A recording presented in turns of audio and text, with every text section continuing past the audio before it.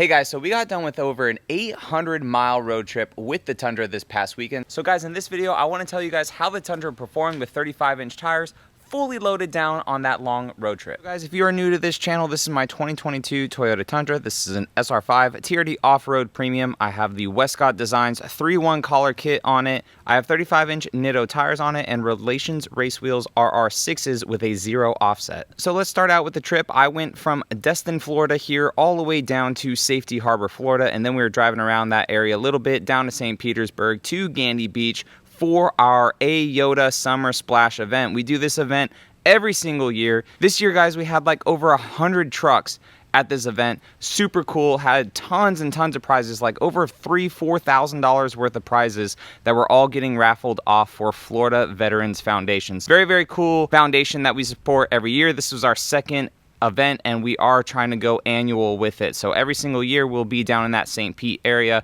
doing this event. Not sure if the charity will change every year, but for the past 2 years it's been for Florida veterans. So super cool. Tons of badass rigs out there, people camping out on the beach. It was a very cool and awesome time. So we took 2 different routes on the trip, one of them going up the 10 freeway and then down 75 into Tampa, the other one more of back roads. So on the way there, it was a bit longer, 400 miles plus and some change. So the truck's computer, after I reset it from the beginning to when we pulled up to the Airbnb, 14.9 miles per gallon. Now the caveat to this truck was loaded down. So we had a ton of stuff. I had wheels up in the back of it. I had bikes hanging off the hitch back here.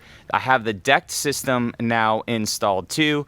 We had 3 adults in the truck, 2 dogs, tons of gear, the VTX wheels that were raffled off, molly panels, lights, our baggage, luggage, everything in the bed of the truck. And I was cruising about 70 to 75 miles an hour. And we did hit some rain and stuff too. So in total, this truck now on the highway for that strip was getting 14.9. Now, my truck is going 2 miles per hour faster than what the speedo reads. So however you do that math, I think it's around 15.3, 15.4 miles per gallon. So these tires have definitely taken a big hit with it, because when we went up to Georgia back in, I think like March, when this thing was completely stock, going faster speeds, this truck averaged from 19 to 21 miles per gallon for that trip. Now guys, I feel one of the biggest contributors to part of the MPG being bad was the cruise control. So I was averaging around 15.2, 15.3, and then I turned on cruise control for the truck because my foot was getting a little bit tired from just driving. I don't usually use cruise control that much, but when I do, this truck, the gas mileage just started going down. I noticed that both on the 2 trip and the return trip, that the cruise control on this truck for some reason was making the gas mileage really go down. I wanted to hang out in a lower gear, like, I don't know, maybe 7th or 8th gear,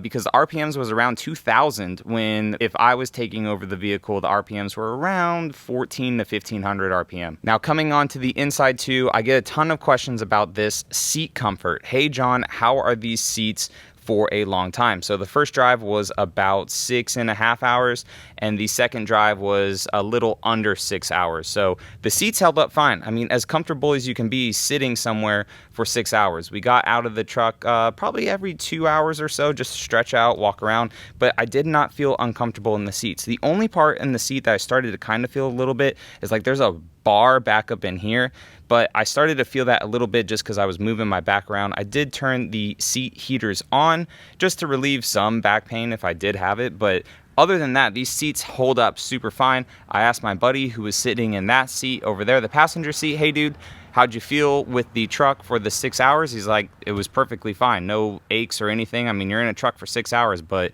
he had no gripes about his seat either, or my wife or the dogs in the back. They didn't have any issues either. Now guys, one of the coolest things that I used finally, and I haven't reviewed this yet on this road trip, was this little Android thing. So this just plugs into the CarPlay of the truck, so into the USB right there, and we were able to watch Netflix, Hulu, YouTube while we were driving. So we watched some Schitt's Creek on here, and that probably passed like 3-4 hours worth of time. When the signal was good, The picture was so clear, no latency. This screen is absolutely awesome. So being able to watch shows while we were driving was very, very cool on that screen with that system. Guys, let me know if you want a full review on that system, and I will also leave the link for the product down in the description for you guys. So now that I have seat quality out of the way, I'm sure some of you guys are wondering, well, how does this thing ride with a lift kit on it and also 35-inch tires that are E-load rating? To be completely honest, guys, as if nothing happened. It felt like the exact same truck that I drove up to Georgia, even completely loaded down with a ton of stuff in the back, probably some drag from the bikes too in the back, adding to our poor gas mileage. This truck drove super fine. The suspension was not rough at all. These tires, when we got more into the city, because their roads seemed to be kind of rough, it did bounce around a little bit, but again, I have a firmer sidewall on these tires than the stock Michelins that came on it, but this truck acted as if it was completely stock. The new 3.5 liter twin turbo I-Force motor on this thing had plenty of power. When we were on 2-lane roads coming back, this is the route that we took back, we were on some 2-lane roads, max speed of 55 to 65 miles an hour. Of course, people want to go faster when there's no one on the roads, and you have those people that are still going about 50 to 55 miles an hour when you want to go faster than that. So I would floor the truck.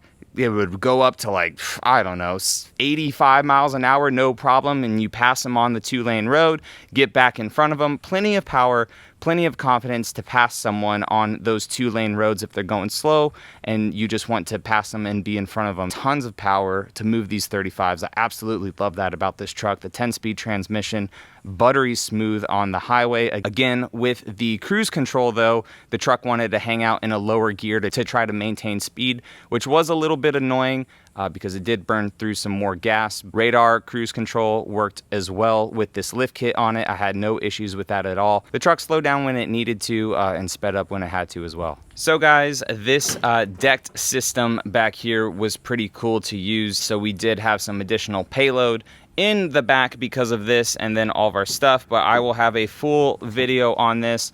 As you can see, we used it, tons of sand and stuff in it when we went to the beach. Very cool system for the new Tundra, and I will have a few videos coming on this for you guys. So guys, on the return trip, like I stated, we went more coastal. We didn't go all the way up to the 10 freeway. We just stayed a little bit more coastal, lower speeds, but a higher grade, trying to get up to Northwest Florida. So the truck actually got worse gas mileage going a shorter route, about 80 miles shorter or so than the original route that we took to get down to Tampa. So the truck averaged a bit less miles per gallon, around the same speeds, 65 to 75, 80 miles an hour, but it was probably average around 68 miles an hour, 70 miles an hour or so average speed for the route back to Destin. So guys, all in all, very impressed with the Tundra. I hope the MPGs gets up a little bit better because I am potentially taking this to San Diego come September. So that is about 2,000 miles. I figure for the whole road trip that we're doing,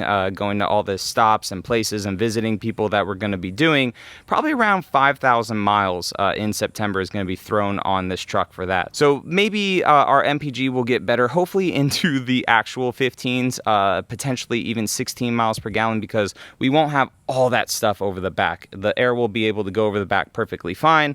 We won't have bikes in the back creating drag back there. The air will be able to go just straight off the tailgate like it's intended to. But I do know that the tires and having the truck lifted up about 4 additional inches in the front over stock does not help at all. So we will see how it performs in September too. All right guys, that's it. I'll catch you in the next video.